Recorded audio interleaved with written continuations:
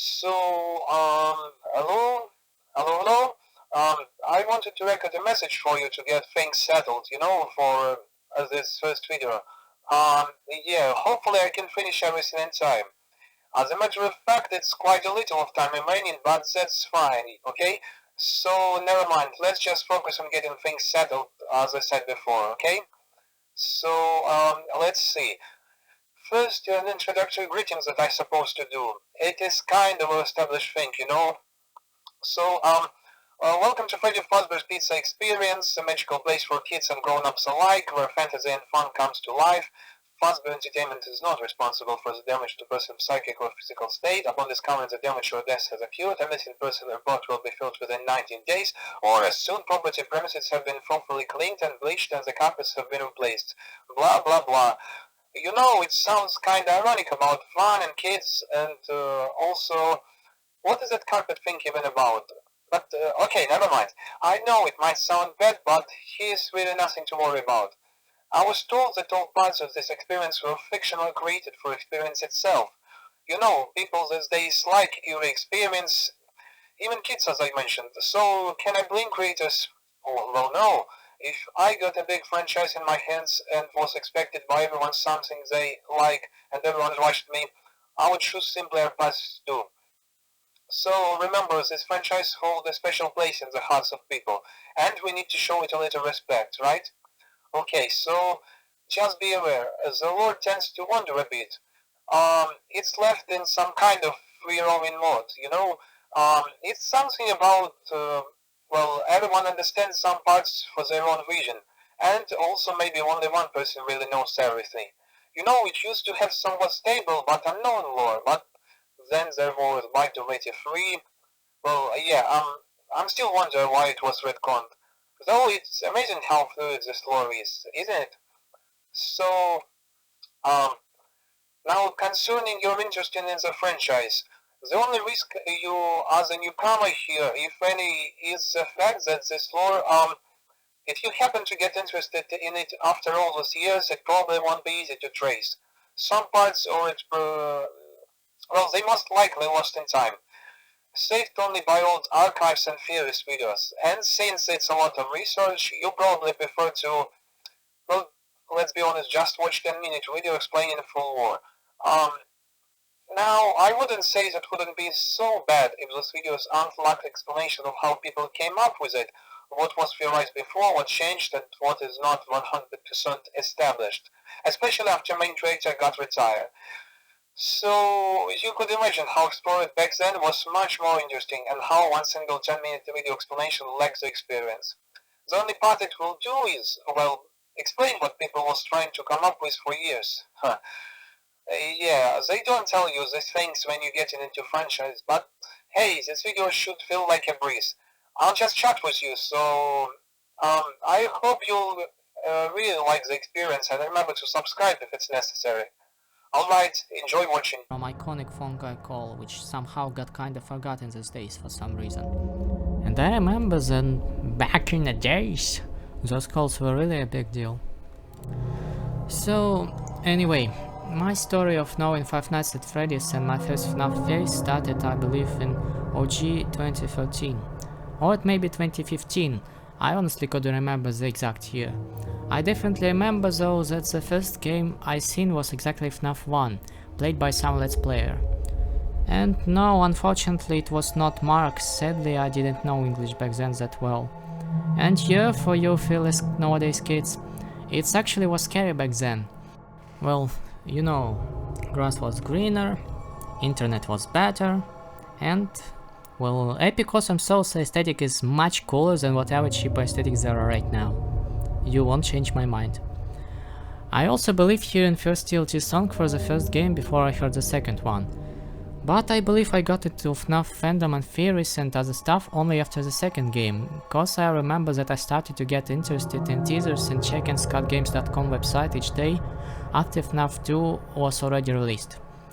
Then I got into theories. I don't remember how did it happen, but there was a main theory guy of whose I watched every video with every little theory he had. And no, it was not MadPat, cause again I didn't know English that well. Actually, it kinda makes me sad that I totally missed out the whole MedPad thing. Though I can easily see myself watching playlist with all his theories listed in the future, by nostalgia reasons. Sounds like me. Watching Markiplier playlist with FNAF games was a really fun experience. I guess it will be the same case with MedPad.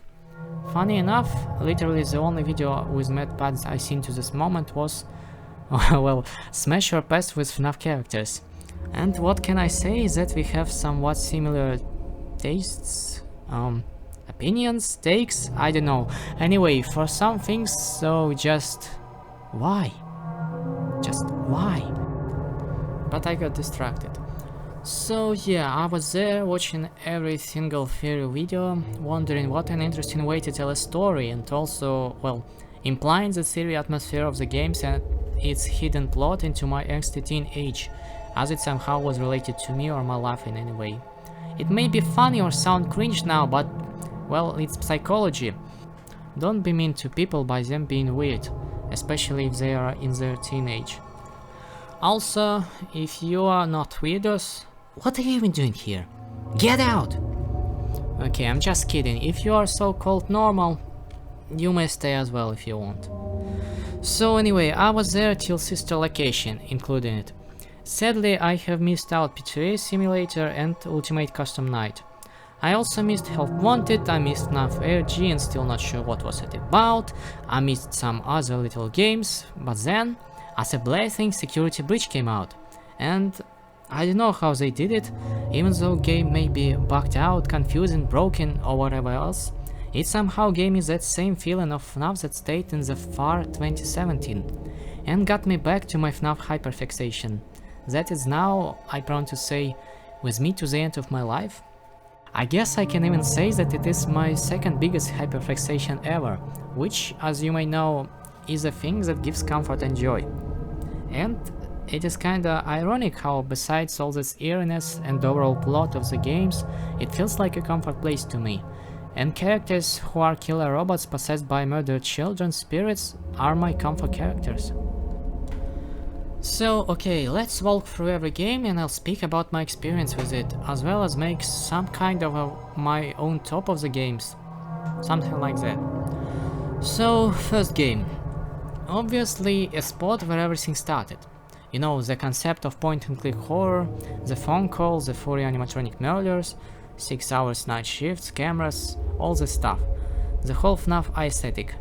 I also think it is a great game on its own, even if you won't count other games, it works on its own just fine, which is logical well considering Scott planned it as his last game. It is also where it all started for me as well, at least I believe so. Also the Living Tombstone song, also other songs, also people start theorizing about the Bite of 87, about what happened here, about all the mysteries hidden from the glare. For me, FNAF 1 I believe stands on the first spot of my top, and second game respectively on the second. Yeah, the second game. Oh boy, now that's where the hype started. Also the sequel, or right to say prequel, was also awesome as a game. It's somewhat of perfect second game I would say.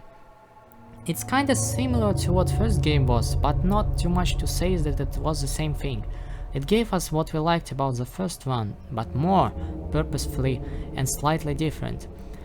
There were hints for the lore, there were new mechanics, there was somewhat of old characters, but also a lot of new ones. We were introduced to Purple Guy, to Puppet, to my favorite Mangle. All of FNAF 2 characters were made very memorable. For me, it for a long time was a favorite part of FNAF games. It also was a spot where Scott started giving us hints of a plot and where it actually started being interesting. I think first 4 game era is the best in FNAF overall history.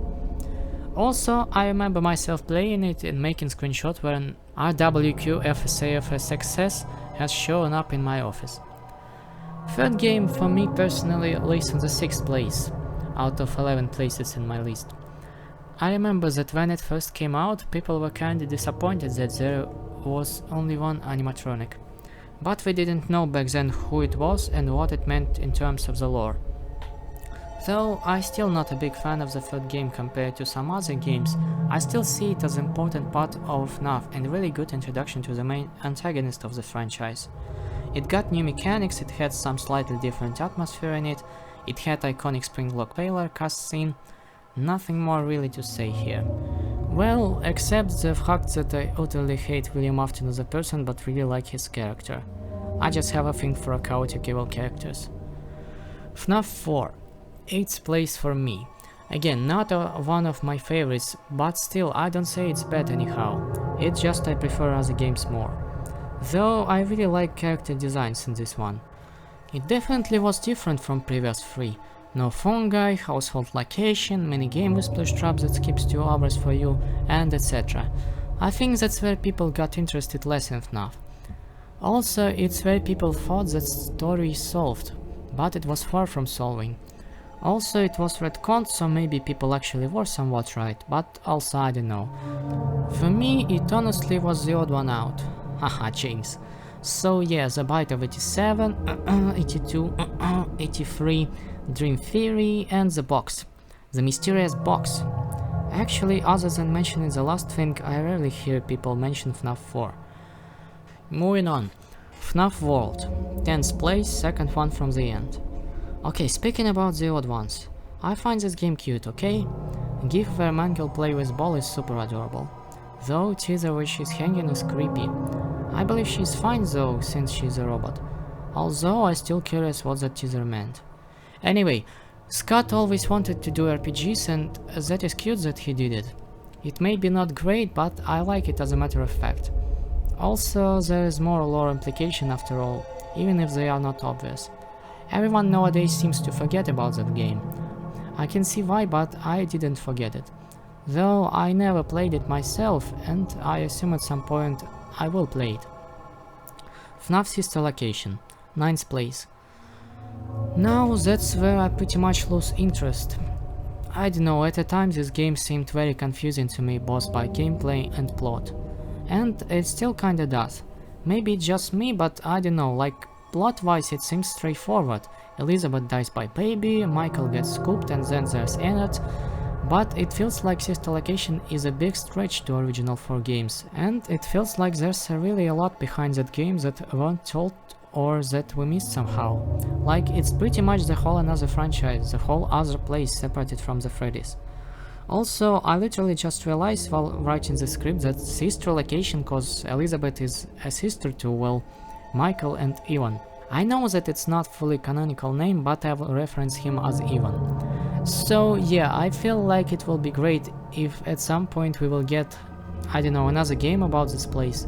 Or maybe we will live long enough to see film about this place.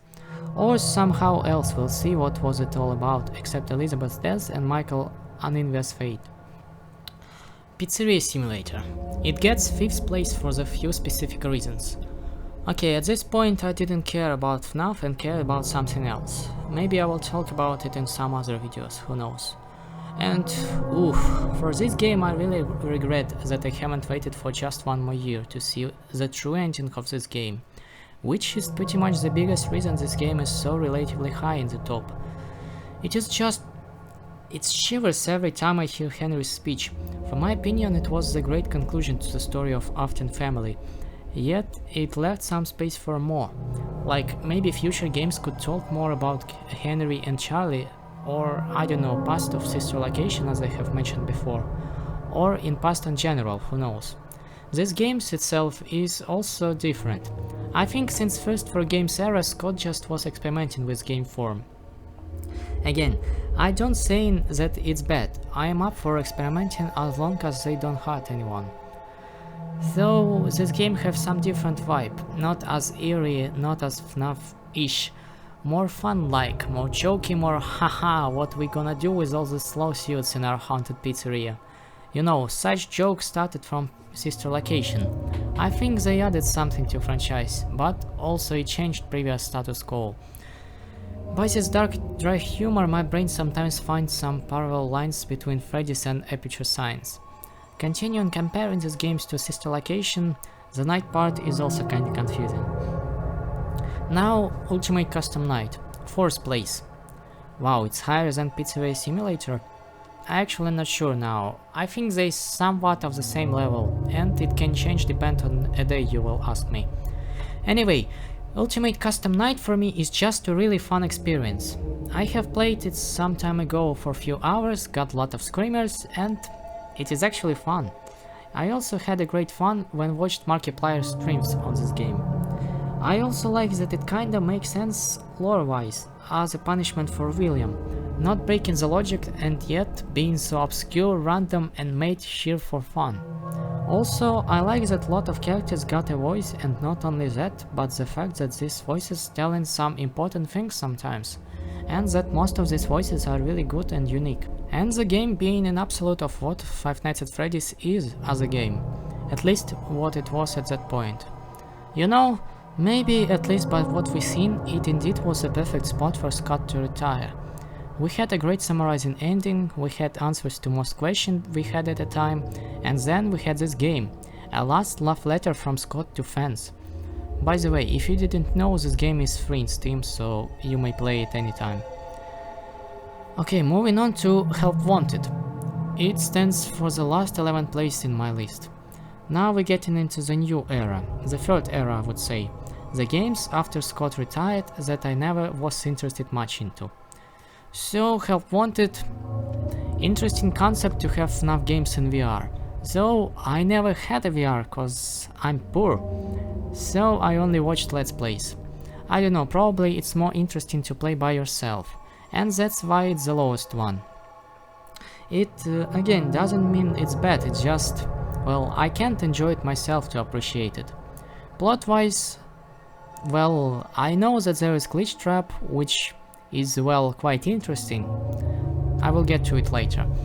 Other than that, yeah, I haven't experienced this game much, as well as I haven't even watched Let's Plays to Help Wanted 2 yet, so I won't mention it as a separate game, cause I pretty much know nothing about it. Special Delivery. It's ARG, right? I completely missed it. Like, completely. And I don't know anything, except that there are some pretty cool skins and, I believe, voice lines. Actually, I just realized I never heard those voice lines. I should listen to them. And also, yeah, I won't place games I know nothing about in my list, as it would not make any sense. Freddy in Space 2. Again, missed it completely, and when discovered that this is a thing was like, okay, but where is Freddy in Space 1? Jokes aside, game seems interesting, but what I've seen on screenshots, so maybe I'll play it someday. Okay, while searching information I found out that Freddy in Space is the name for the minigame in FNAF World, and this game is sequel to it. Now it all makes sense. Also that it was created to promote charity livestream but Matthew Patrick, who is MadPat? So that's what his nickname stands for. I assume literally all 8 billion people knew that except for me. Also yeah, cause you cancer. You took Frank Zappa, my grandma and a lot of other good people from us. Okay, the next game is Fury's Rage. Okay, I never even acknowledged its existence. Guys, I swear I'm big FNAF fan. So I guess it's one more game added in the list of maybe play someday. Security Breach. Okay, now we're talking. The big one. I know that a lot of people dislike it, but for me it's third favorite FNAF game for personal reasons. First of all, as for a person who watched Let's Plays and rarely play games myself because of ancient PC, I got a great experience when it was released. Watch people playing buggy games is always super funny. Also, let's get serious for a second. Don't blame Steel Wool Studios for rushing the game. It was rushed not by them, nor by fans, nor by Scott. It was rushed by people who stand higher. Publishers or whatever, who wanted game be published before Christmas. Capitalism, ladies, gentlemen, and other. But even this aside, I like the game itself. It was made with soul. You can feel it if you're feel for FNAF. There was some ironies in it, there were weird quirks, mysteries, dark dry humor, hidden lore, memorable characters, children murders, children murdering bunny suit, all of the things we love FNAF for. And for me personally, this game has returned my love and my interest to FNAF. It happened in kinda, well, okay, who am I kidding, not kinda, rough time of my life, and it became something comforting and something that was giving me childish excitement. Just somehow, as it was somewhat similar in XT Teenage. Okay, A ruin stands on the 7th place, right between FNAF 3 and FNAF 4. I assume it's if Security Breach was not personal to me, these two would be right next to each other, and I assume Ruin would be higher. I'm still not sure if it's considered DLC or is it actually a separate game. It feels like separate game for me. Anyway, here we have actual not buggy game, what Security Breach could become. And yeah, I like it. Cassie is my favorite main hero out of all FNAF games. But let's be honest, half of the game's main hero is Michael Afton, and one even have William Afton as the main hero. She's just so kind to every broken animatronic she met, and even though they look, I think, scary, she still tries to help them somehow. She tries to help Gregory as well. She's just so nice and you really want to empathize her, especially in the scene where you need to turn Roxy off. My god, that scene is so sad. It feels drastically different than when you do pretty much even worse things by Gregory. Also, is it just me, or when Candy Cadet telling you its story closer to the end, you start to think what it could mean and start getting shivers from understanding that it may be not Gregory who lure you deeper and deeper in Pizza Plex the whole game. Anyway, I really need to rewatch Let's Plays as I remember not that much. Okay, so what left is the games that been announced. Some literally at the same time I'm writing the script. Honestly, I am type of a person who tries to spoiler for myself as less as I can, so I prefer not to watch trailers or read about the things that will come out, but I am up for everything that will release in the future. So my list so far looks like this from top to bottom. FNAF 1, FNAF 2, FNAF Security Breach, Ultimate Custom Night, Pizzeria Simulator, FNAF 3, Ruin, FNAF 4, Sister Location, FNAF World, and Help Wanted. But Five Nights at Freddy's is not only games already. Now let's talk about stuff besides them. First obvious thing is the film. The film that people actually gossiped and waited since, well, almost the very beginning. You know, it's impressive how big FNAF became from short point-and-click indie game made by one person to a franchise of AAA games, books, comics, toys, and now a whole movie made by a big studio. And it's only the first movie. But let's get to the movie itself. I know that people are divided about it. Some like it, some really despise it. For me, honestly, I waited it since the very first gossips. I was actually very hyped when it was first officially announced, and I couldn't believe that I actually gonna see it in the cinema. I went there with my friend who also was in FNAF fandom back then and kinda still there, I guess. Maybe mostly because me yapping about it sometimes. I really wanted to take plushes of Roxy and Glam Chica that I ordered earlier with me, but sadly seller was run out of stock, so my order got declined. But that's fine. There were a lot of people. I wasn't sure how many videos like me there's gonna be, but it seems that's a lot.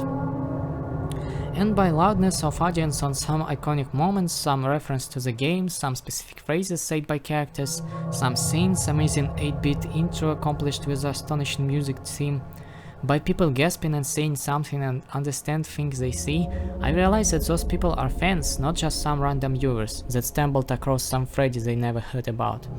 That was great. But oh boy, I had only one expectation, only one wish for this film, to hear the Living Tombstone song. And guys, I'm not exaggerating, I share my sheer experience.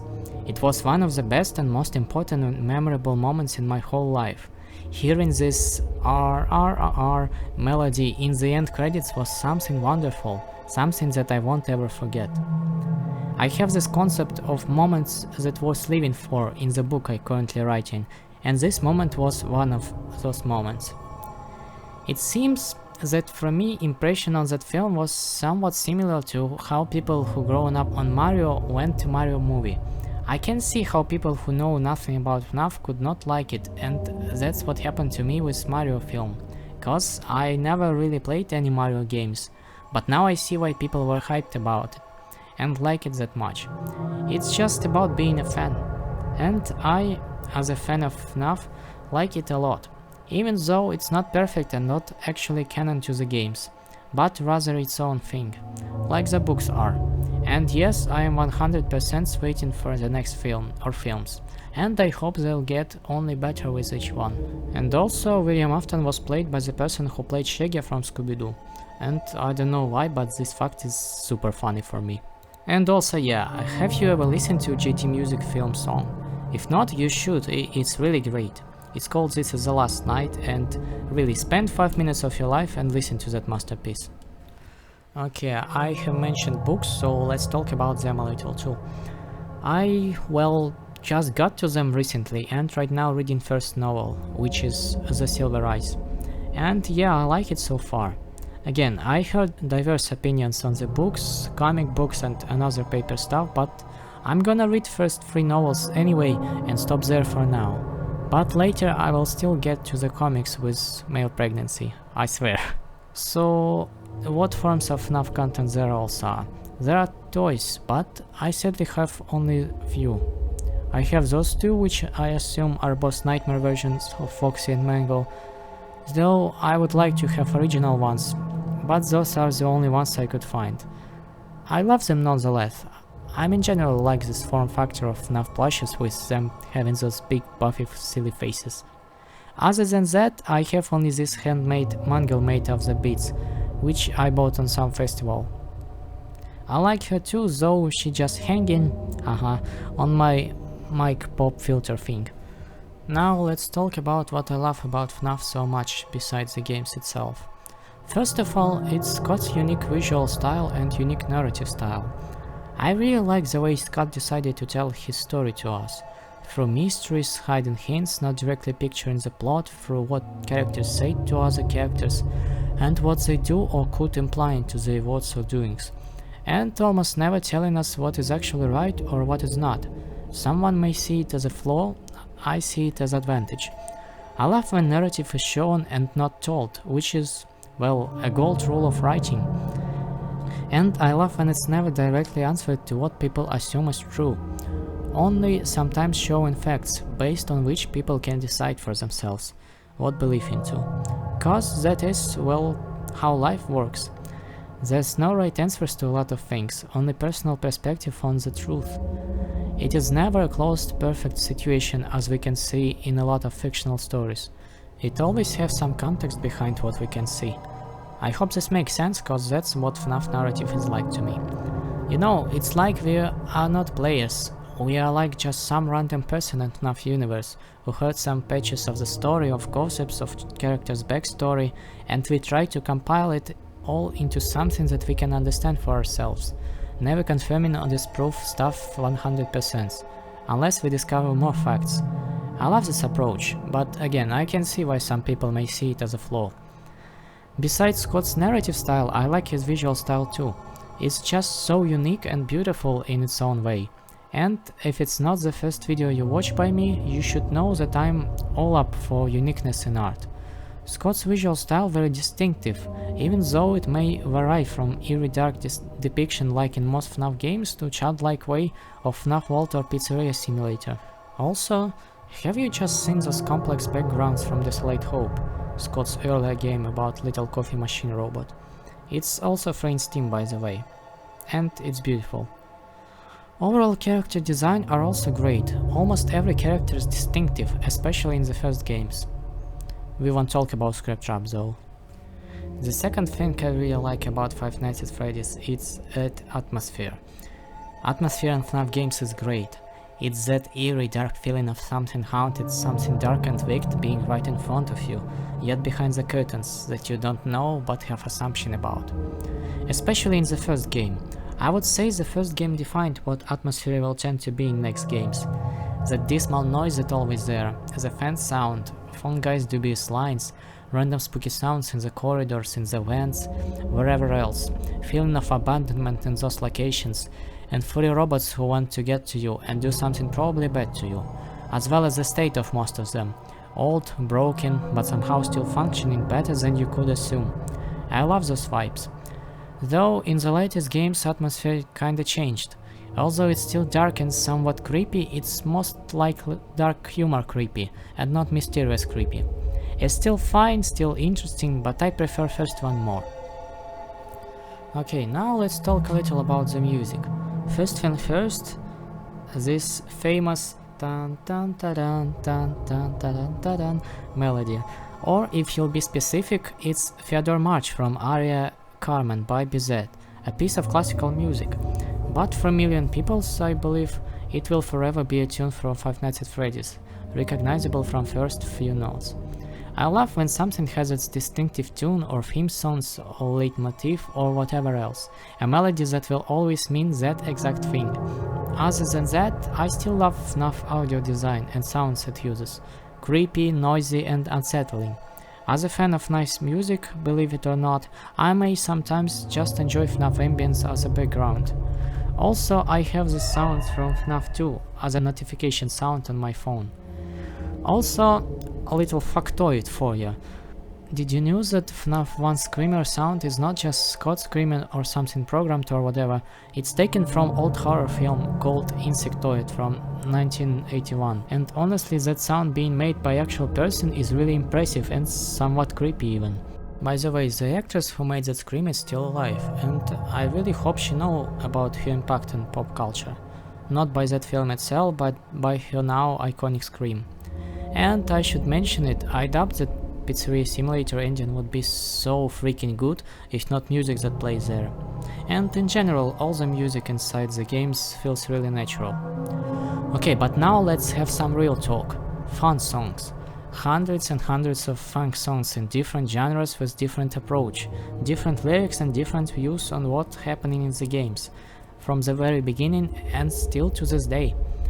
You know, I think FNAF songs pushed the whole nerdcore style of music up, as well as pushed up a lot of iconic now musicians. It is obviously the Living Tombstone, who is probably to this day my favorite nerdcore musician.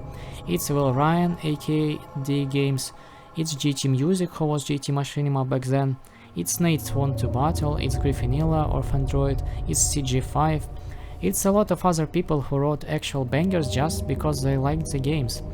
And they had their own ideas of what's going on in those games, which they had put in their songs, theorizing in musical form, which again is kinda unique thing for a narrative of a story. And I'm still a fan for some of this musician, and still a fan for most of the songs I listened back then, and for a lot of songs that been released recently.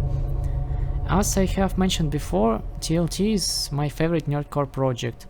I think it's safe to say that D Games is my favorite alt rock musician, as his predominant genre, and GT Music is my favorite rap project. And they all raise their quality to just insane levels at this point. Like, really, I don't know any game with that amount of fun songs to it. Maybe only if you count all the remixes and our soundtracks to Undertale. But I don't think it's the same thing. For Undertale and its OWS, it's kinda different play with form. I guess my favorite songs will stay TLT ones, especially for FNAF 1, 2, Sister Location and Security Breach.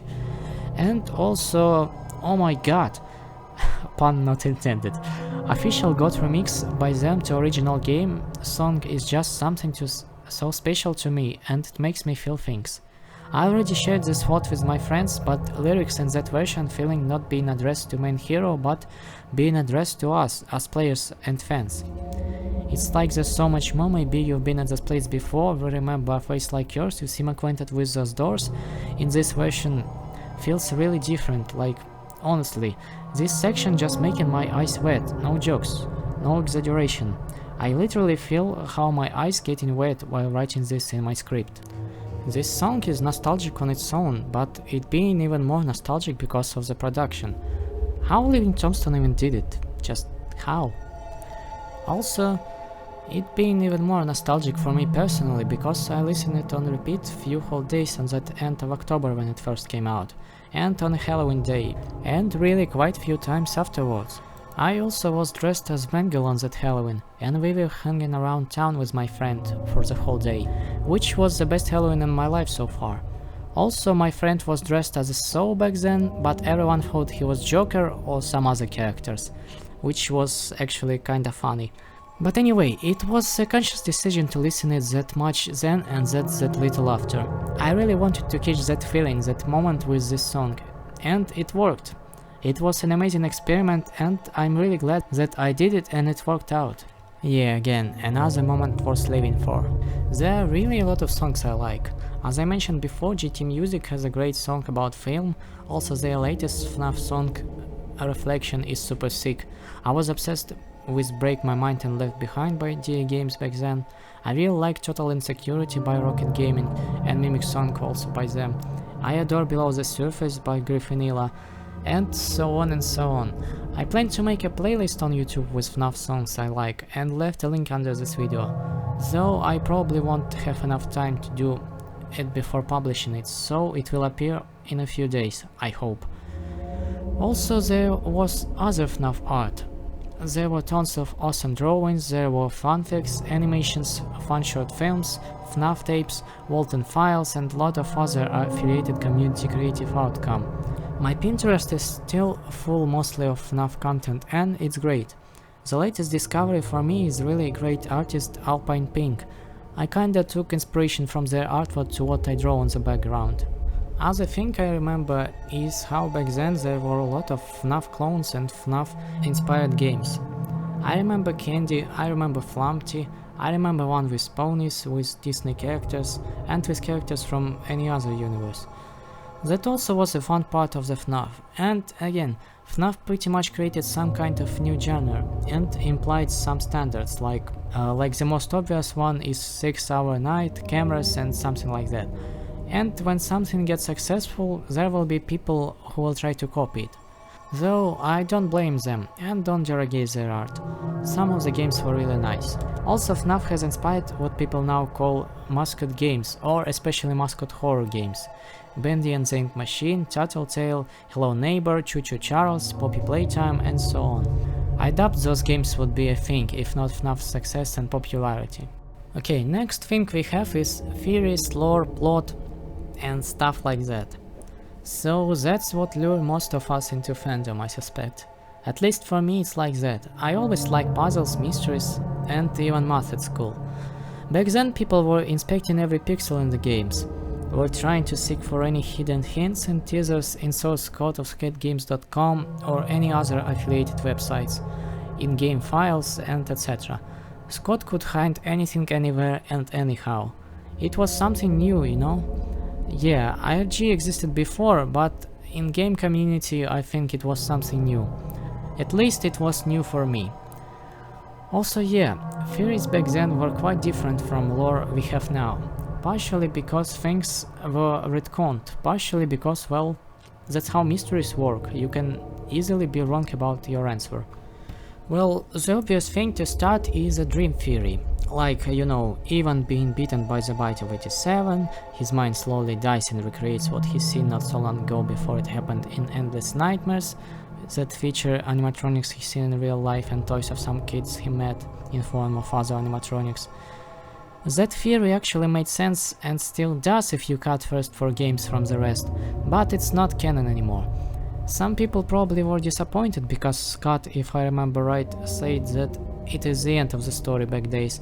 But guys, do you really want a conclusion of the story being it was all just being a dream? Also, people could blame Scott for making a lot of FNAF games to earn more money, but I think at this point it was just a passion, which he even said himself. The joy of creation, you know? Can I blame him for it? Nah, not at all. Especially cause I have the same flow in my art, if you call it a flow. Another popular theory is often featured puppet. Some people theorize that it's somehow wife of purple guy, some thought that it is a mother of a crying child whose purple guy has killed. I assume it was influenced by It's Been So Long, and the fact that some people believe that songs are canon and TLT knows the lore. Everyone just knew the puppet have some role, we don't know yet. Actually, thinking right now, it feels like there wasn't really that much of a plot to theorize on. But back then it felt like a total mystery, no one knew for sure if there even was one purple guy or 2 of them. And also yeah, there was no William Afton, he was just a purple guy. Also just a little second to appreciate how well William Afton's name suits the character. I don't know, some names are just perfect for certain characters, like Fox being called Foxy, Bunny being called Bonnie, Chick Chica, and well, the children murderer William Afton. Okay, but what we actually have at this point? William Afton and three his kids move from England to Utah. William meets Henry, they open pizzeria with animatronics.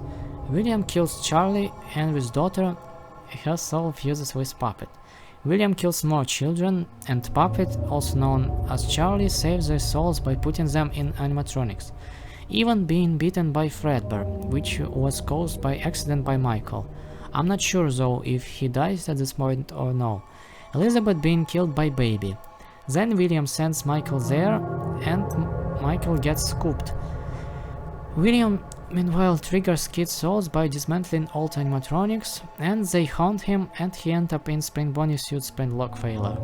Then there's Fazbear Frights. After a lot of years of him decaying in that suit, assumably still alive Michael gets a job there, burning place down, but they both still alive.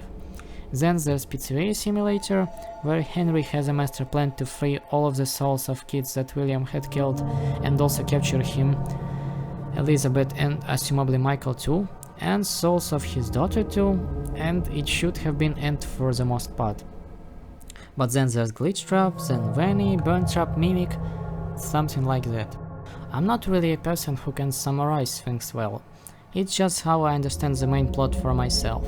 If you really want to know the most canonical and the right version of the plot, you can seek on it on YouTube, you know how to do it.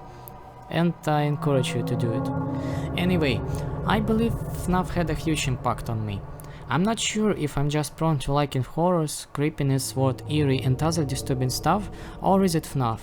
But I would say it's probably FNAF.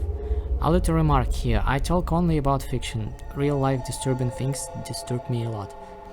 Though I genuinely feel sad about the fact that there's pretty much nothing fictional out there now that can actually scare me with its atmosphere or anything else.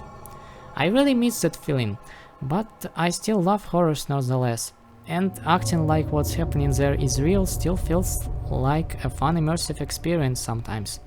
Other than that, I think after FNAF I have this fiery mindset. When seeing something, I assume what it could mean and what could be behind it. Maybe that's also a reason why I'm interested in psychoanalysis. And speaking of it, it works vice versa too. I like to imply mysteries and encrypted narrative in my art as well. I think we have somewhat similar writing with Scott. Through details and never telling reader/listener/watcher/player almost anything directly. And I think this is it for my story so far. I wanted to thank Scott personally for creating such an amazing experience for all who enjoyed it. I wanna thank Stillwell Studios for continuing it. I wanna thank creators of the movie, voice actors, animators, programists, anyone who worked on it. That woman who made that inhuman iconic scream, BZ for writing Aria Carmen, and every musician who wrote those awesome songs, as well as every artist and everyone who widened this experience. And of course, thank you theorists and let's players. You all participated in creating something, well, something that matters to me at least, and I assume to a lot of other people too. Thank you! Anyway, this is pretty much end of the video. Further I will talk mostly about myself and my channel, and I assume most people will skip this part. So I am, as you can see by my YouTube name, Wildcard. Some person called me that and I decided to use it as my YouTube nickname. I am an artist, as you can see by